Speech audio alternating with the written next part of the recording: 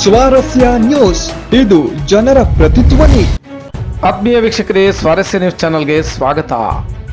ಗೌರಿಬಿದನೂರು ನಗರದಲ್ಲಿ ಹಾದು ಹೋಗುತ್ತಿರುವ ಹೆದ್ದಾರಿ 69 ನಿಯಮಾನುಸಾರ ತಕ್ಷಣ ಅಗಲೀಕರಣಗೊಳಿಸಲು ಒತ್ತಾಯಿಸಿ ಬೃಹತ್ ಪ್ರತಿಭಟನಾ ರ್ಯಾಲಿಯನ್ನು ಇಂದು ಹಮ್ಮಿಕೊಳ್ಳಲಾಗಿತ್ತು.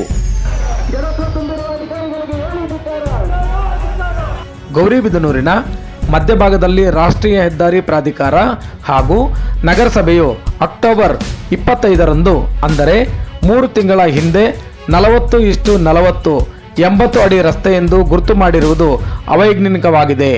ಭವಿಷ್ಯದ ದೃಷ್ಟಿ ಮತ್ತು ಬೆಳೆಯುತ್ತಿರುವ ನಗರೀಕರಣದ ವೇಗವನ್ನು ನೋಡಿಕೊಂಡು ಕನಿಷ್ಠ 50:50 ಅಂದರೆ 100 ಅಡಿ ರಸ್ತೆ ಮಾಡಲು ತಾಲೂಕಿನ ಎಲ್ಲ ಸಂಘಟನೆಗಳು ಒತ್ತಾಯಿಸಿದವು. ನಗರಸಭೆ ಮತ್ತು ಸರ್ಕಾರದ ನಿರ್ಲಕ್ಷ್ಯದಿಂದ ಕಟ್ಟಡ ತೆರವುಗೊಳಿಸುವ ಕಾರ್ಯವು ವಿಳಂಬವಾಗುತ್ತಿದೆ. ಇದರಿಂದ ಸಾರ್ವಜನಿಕರಿಗೆ ತೊಂದರೆಯಾಗುತ್ತಿದೆ ಎಂದು ಪ್ರತಿಭಟನಾ ಮೆರವಣಿಗೆ ನಡೆಸಿದರು. ಏನು ಕಡಿಮೆ ಇಲ್ಲ. ರಾಜ್ಯ ಹೆದ್ದಾರಿ ರಾಷ್ಟ್ರೀಯ ಹೆದ್ದಾರಿಗಳಿಗೆ ಅಂಥ ವ್ಯತ್ಯಾಸಗಳು ಏನಿರಲ್ಲ. ಯಾವಾಗ 4 ಲೇನು ಎಕ್ಸ್ಪ್ರೆಸ್ ವೇ ಬರ್ತದೆ ಅವಾಗ ಚೇಂಜ್ ಆಗ್ತದೆ.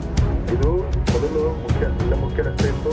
ರಾಜ್ಯ ಹೆದ್ದಾರಿ 58, ಆಮೇಲೆ ನಮಗೆ ರಾಷ್ಟ್ರೀಯ ಹೆದ್ದಾರಿಗೆ ಹ್ಯಾಂಡ್ ಓವರ್ ಆಗಿದೆ. 2009ರಲ್ಲಿ ಗೆಜೆಟ್ ಆಗಿದೆ. ಪೀಡಬ್ಲ್ಯೂಡಿಯಿಂದ ನಮಗೆ ಏನು ಹ್ಯಾಂಡ್ ಓವರ್ ಆಗಿದೆ ಅದನ್ನು ನಾವು ಅಪೋರ್ಟ್ ಮಾಡ್ತೀವಿ. ಅದರ ಮೇಲೆ ಕಾರ್ಯವಾಹಿ ಮಾಡ್ತಾ ಇದ್ದೀವಿ. ನಿಯಮಾನುಸಾರ ನಿಯಮಾನುಸಾರ ತಕ್ಷಣ ಇದೇ ತಿಂಗಳು ಮುಗಿಸ್ಬೇಕಿತ್ತು.